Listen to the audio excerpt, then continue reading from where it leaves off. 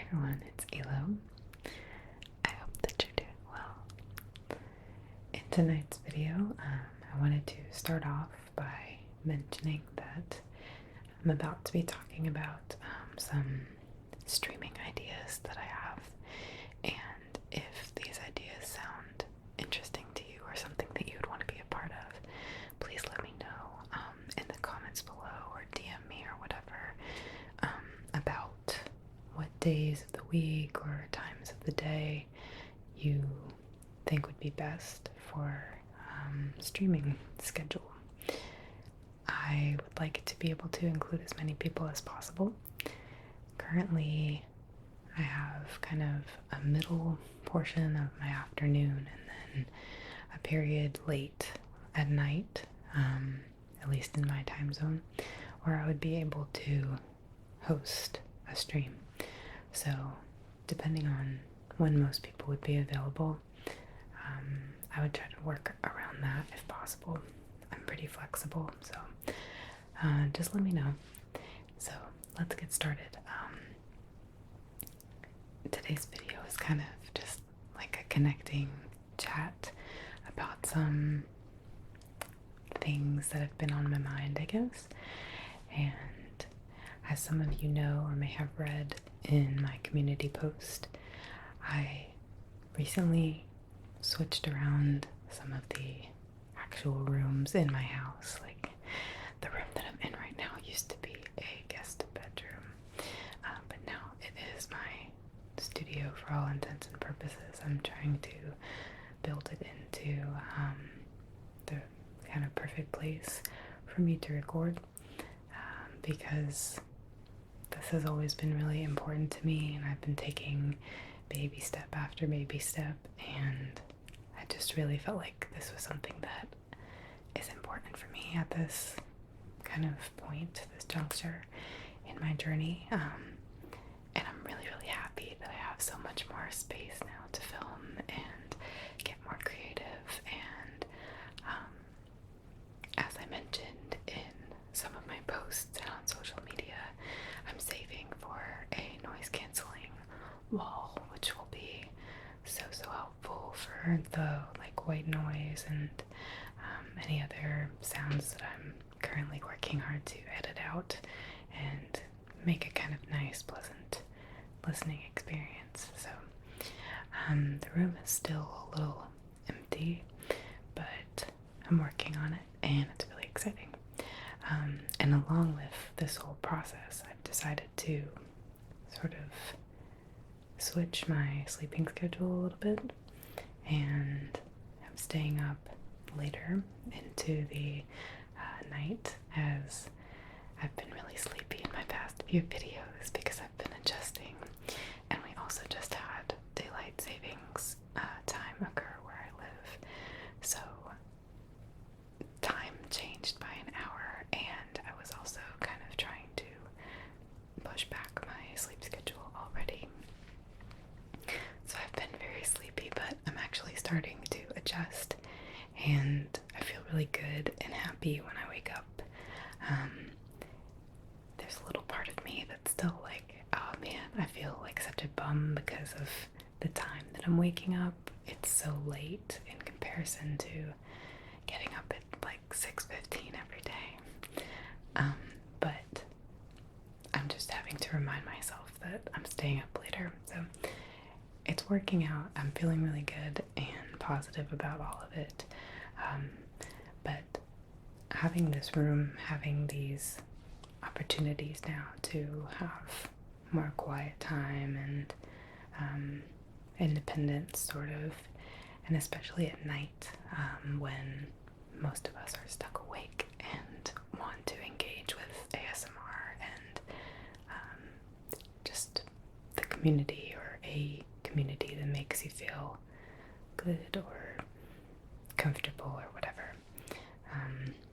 Me not really being able to be awake at night and engage with that, our demographic, I guess, the ASMR community in that way, was, I feel like, a hindrance to me growing into the things that I really want to do.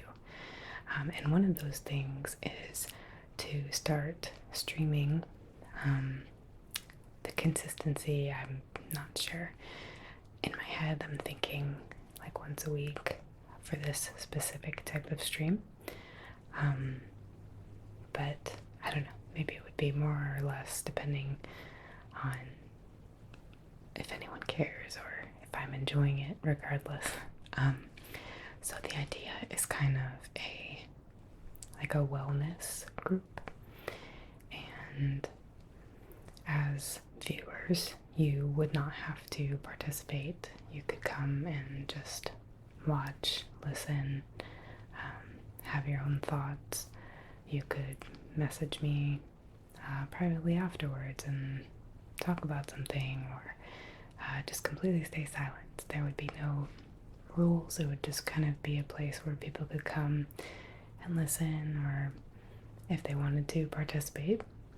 And I would just be kind of talking through different mental health and healthy relationship dynamics, things that I see people struggling with a lot, things that I'm struggling with a lot as we are kind of growing into ourselves and learning more, changing, developing.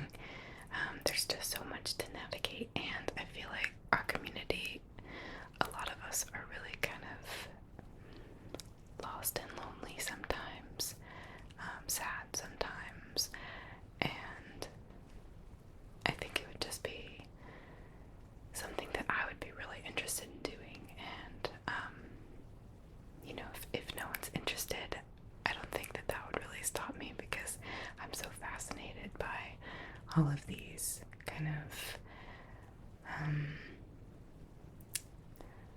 I don't know, psychological differences that we have, and seeing the effects of love and hate and everything in between on a person's psyche is very interesting to me, especially because I feel like I've just been really in tune with that kind of stuff my whole life. I've always kind of connected with people in that way, on kind of just a primitive, intuitive level. I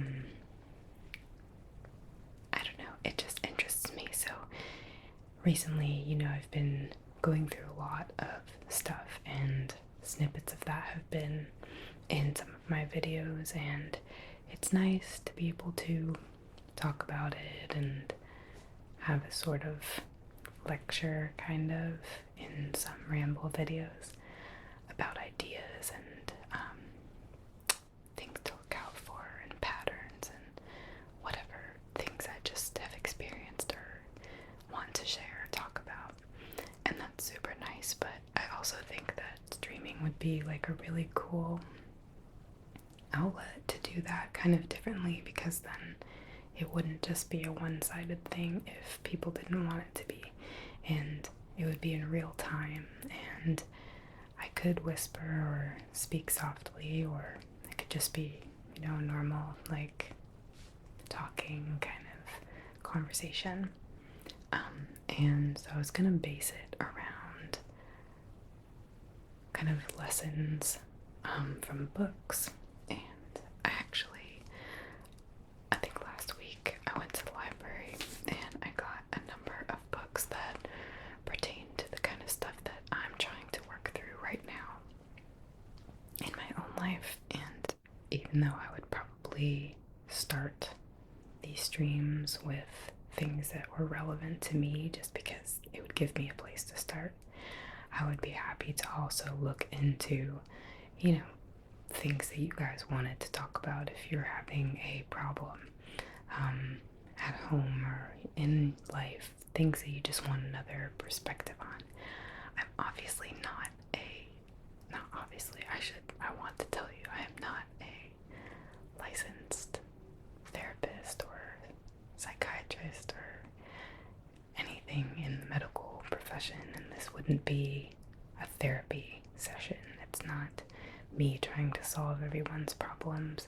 It would be a place where there would just be kind of almost like academic, but not quite, because it would be casual and hopefully not boring, conversation about topics in the realm of things like mental health and relationship dynamics and growth and all that kind of just wellness, general wellness stuff. Could even include things to do with nutrition and exercise, whatever, body image, anything like that. And so, since I love the library so much, I would love to be able to go every, however many weeks and pick out some books that pertain to the subject matter that we want to talk about. And I'll read the books and I'll announce the books online, on social media and on YouTube or wherever, Twitch. And if you guys wanted to also get the book and read along, you could come to the sort of meeting, having read the same information that I did, and we can talk about it. You can ask questions, we can kind of engage each other in thoughts about these things. I don't know if this is a good idea or not. I don't know if anyone would ever be interested, but I still just, like I said, find all this kind of stuff really fascinating, so it would be something I would be willing to share, I guess. So, first of all, can we just take a second to appreciate all of the lovely noises that library books make?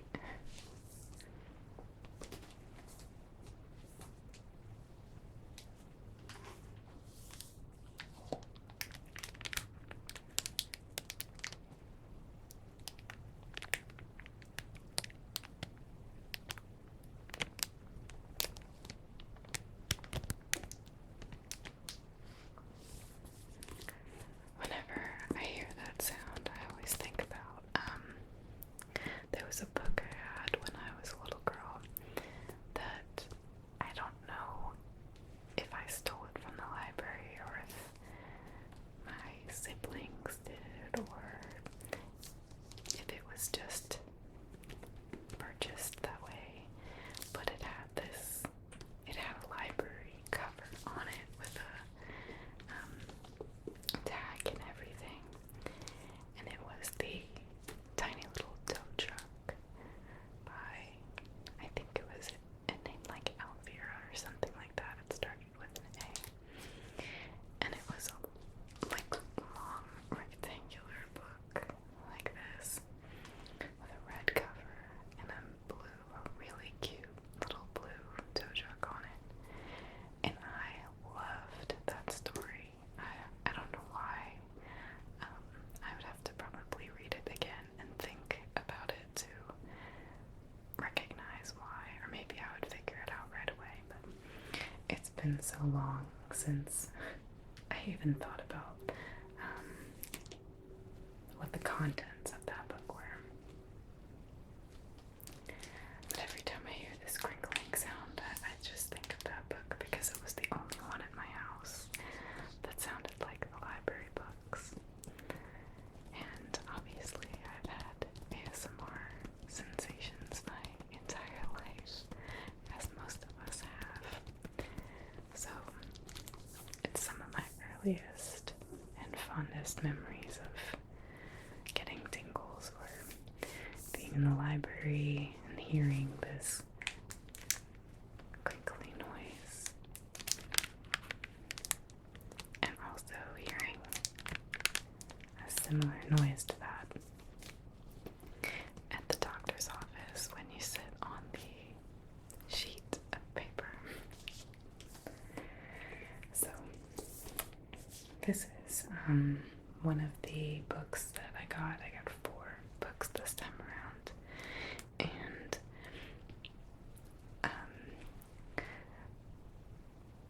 I'm not going to get into everything because I don't want to bore anyone with my life story or anything, but as a really TLDR, a couple years ago I decided to, after a long inner battle with myself,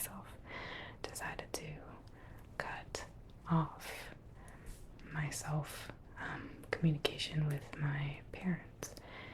And I know that that seems kind of harsh and drastic to most people, probably. A lot of people just have that feeling of like, family is family, and you should always love your family, and all that. And unfortunately, just not everyone's programmed that way. And I'm not saying it's the norm. I think it is probably the exception. But for me, it was the norm to be dealing with the dynamics in my household that I did. And I'm not trying to assign blame to anyone or vilify anyone or make anyone feel bad. But it's only recently come to my attention kind of what was going on. For as long as I can remember, I've had this sort of sensation that something was wrong and off with me. Like, that I don't quite fit in, that I'm not as good as everyone else. Just kind of this mentality of being a loser. And I can distinctly remember having those feelings even in childhood. And I always kind of wondered why, because it wasn't really in my heart to feel that way. I was generally pretty happy outside of that. But I couldn't really recognize that there were developmental things that I should have been getting, like nurturing things in my childhood that just didn't happen for me and don't happen for some kids. I'm not the one and only, and that's why I think that this information would be helpful to share with others. Also, just because for me these situations happened in childhood doesn't mean that they only pertain to childhood. Dealing with narcissists, for example, is something that you can see throughout your life, and it's something that we should all be able to acknowledge and confront. As the author of this book states in this book, we all have a little bit of narcissistic tendencies every now and then, and that's just part of being human. But we do have, control of our behaviors and the way that we respond to things, and that's the important part. People who are, for example, extreme narcissists, they unfortunately don't have the same levels of empathy that other people do. And even though that might sound like kind of weird, like, what do you mean people have feelings? Not everyone has the full range of feelings. Most people, I would say, do share most of the same feelings, but people who are like very, very narcissistic, for example, do not. Psychopathic people do not. So there are exceptions to that, and they happen. It just happens, and it's not random. That's the thing, is that these are all kind of cyclical and generational things, which is why I'm educating myself about it now, because I don't want to repeat that pattern, whether or not I have children, which I don't plan on, probably for a lot of the things that happened to me. I can still remember the very moment that I decided I didn't want to have kids, and I think I was only like 11, so this has gone back for a really long time for me. And in reading these kind of books, it's almost like doing a little bit of self-therapy, I guess. If you, like me, probably need therapy but can't afford to go, or maybe you have a little bit of pride and you feel like you would be a loser if you went, so maybe you watch videos on the internet, or maybe you do other kind of more on the down low things don't forget that you can always go to your local library and pick up some books. There are hundreds of books out there, and there's no reason for us to think that our problems are unsolvable and that no one's ever been through anything similar before. You can better yourself and better your own situation anytime you want. You just need the information to do so, and it is all right there for free. So I wouldn't expect anyone or everyone to follow along with the book, but I would like to get a book such as this one, read, however many chapters I think would be appropriate for, I don't know how long this stream would be, a couple of hours, 3 hours, and have that material to talk about, maybe have some sort of whiteboard or something to highlight key points that would be things we could talk about, or just takeaways that I think were important from those chapters, potential questions that we could talk about, stuff like that. And I don't know, I just think it would be a good place to be able to kind of, almost like a forum, but like a streaming sort of style. So in honor of that, I wanted to just give a little bit of information about this book as a starter. Like I said, if you have any like input about the stream or streaming times, stuff like that, you can leave it in the comments below, or try to get in touch with me anywhere else, and we can definitely modify. These are just kind of my initial thoughts. I've always really badly secretly wanted to be like a Dear Abby type person, where people write in about their problems and Abby writes back and gives a sort of bit of advice, and I've always just kind of really loved that. I am a helper, I would say by nature, but I'm starting to learn that it was more by design, by my environment, that I became very much the sort of martyr helper type role. But I do actually genuinely enjoy helping other people. I have a lot, maybe too much empathy for other people, and I tend to give up on myself in favor of helping others. So it's not that I don't enjoy it. I do. That's why I would really love to have like a Dear Abby column or something like that. And I thought about how could I do that in an ASMR style, but I don't know. This would be a pretty cool second option to that. And obviously, since I've taken some psych classes when I was in college, but I'm nowhere near certified to give like actual advice to anyone. People ask me for advice and I do my best to give a good answer, but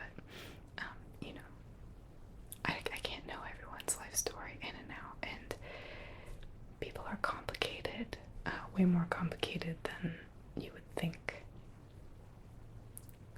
initially, which is kind of weird because we all feel very complicated in our own minds, but then we simplify everyone else so much.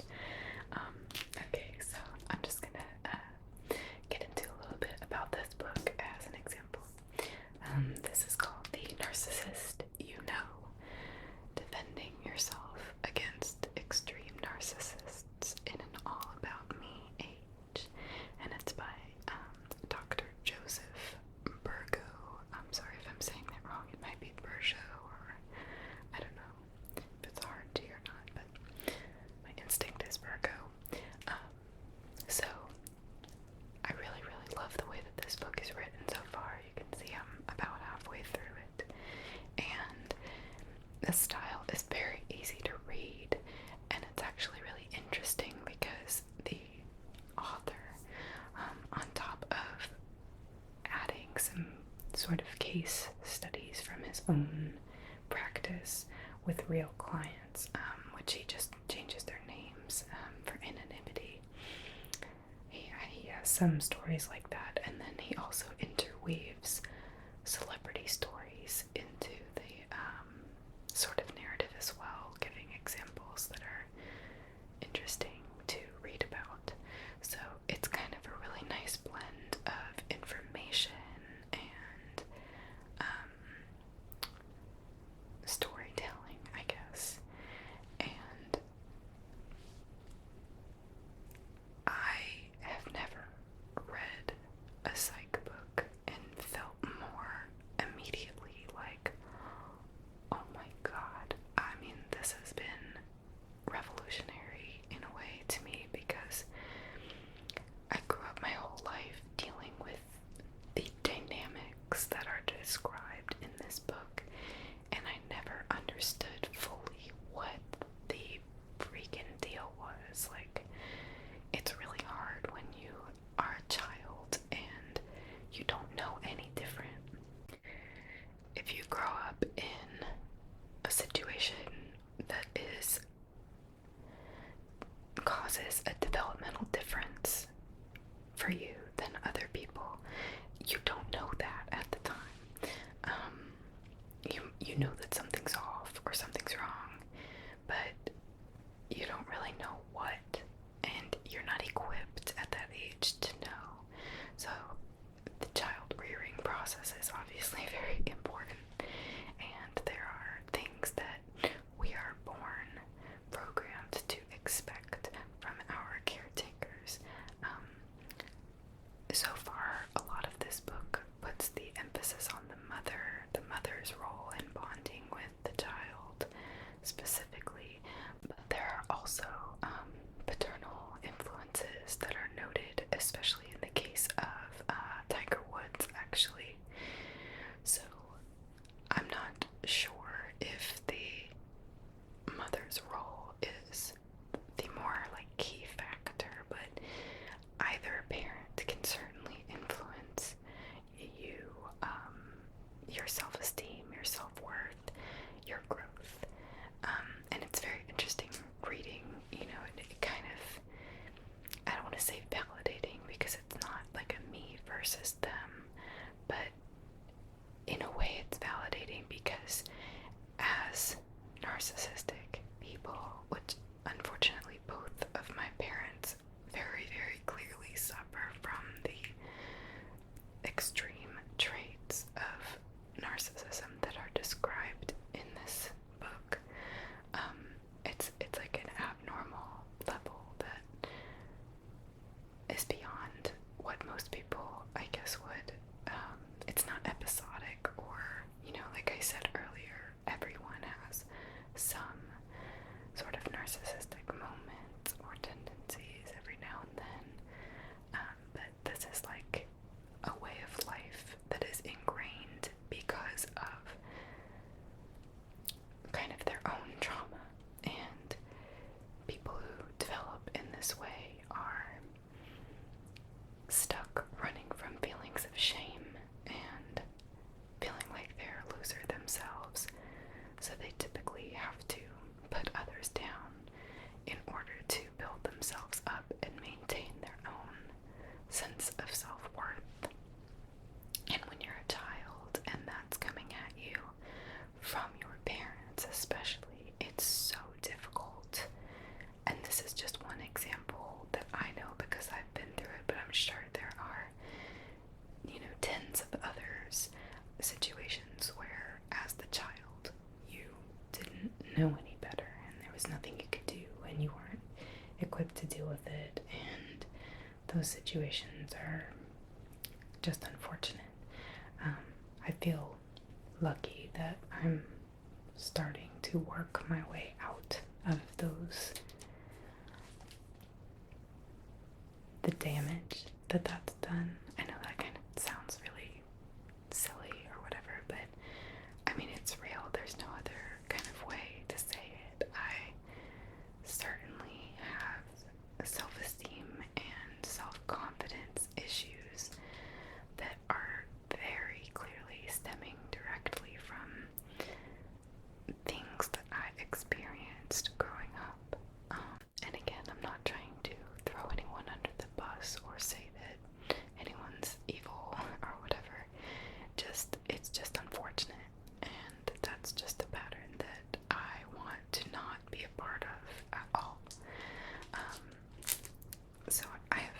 found myself a lot in this book, and it has just made me feel like, okay, I'm not crazy. Like, this really is happening and has happened, did happen.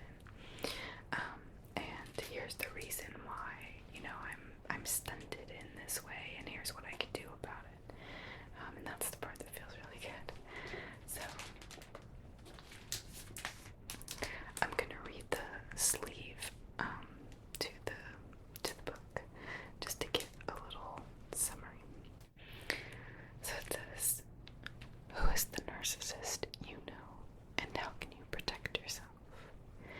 In our selfie-obsessed, social media-saturated society, everyone's a little narcissistic. But some people, a startling 1 in 20 Americans, according to some studies, are considered extreme narcissists, individuals whose self-regard has actually become a threat to themselves and to those around them. And extreme narcissists aren't just annoying, they can be downright dangerous unless you have the knowledge and tools to defend yourself." Joseph Burgo, PhD, explains that narcissism actually exists on a spectrum, much like autism or other neurological disorders. While only a fraction of extreme narcissists are clinically diagnosed with the most serious label, narcissistic personality disorder, all can still disrupt our lives and make our homes and workplaces all but unbearable. The good news, once you understand the personality characteristics of the different types of extreme narcissists, you will be better able to coexist with them. Learn about the bullying narcissist, I'm a winner and you're a loser. The seductive narcissist, I want you to want me until I'm tired of you. The self-righteous narcissist, I'm right and you're wrong. The narcissistic parent, you will be everything I always wanted to be, and many more. Weaving together case studies and celebrity profiles of some of the most outrageous narcissistic behavior.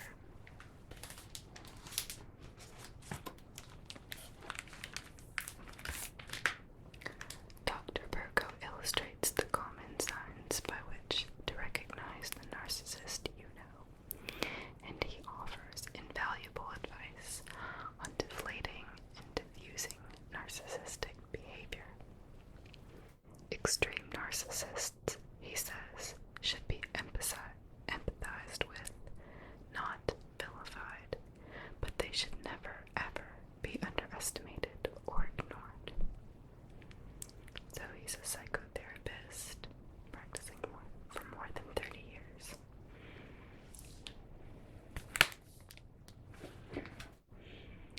So far this has been a very insightful and interesting book, and it's made me able to see a lot of things that happened in my past much clearer, and it makes me understand things that I didn't understand before, and that's a really good feeling that I guess that would kind of be the point of the stream, would be just to educate ourselves, and I'm willing to kind of do the legwork and read the book and think about or talk about, summarize what I've read and bring it to the table in sort of a presentation type format to anyone who needs information.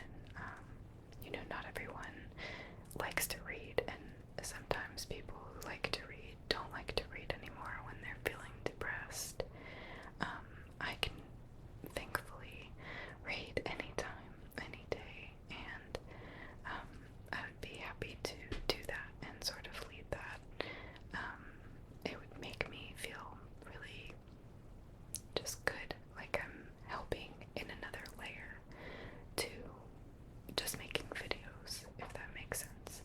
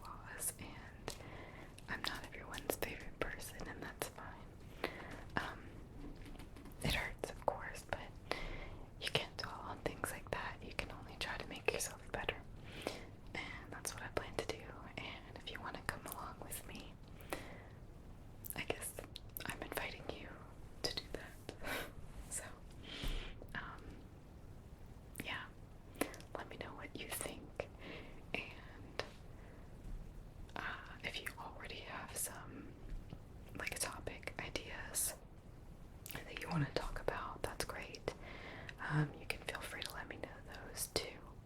If not, like I said, I'll kind of just forge ahead with my own stuff and we can see what kind of happens from there.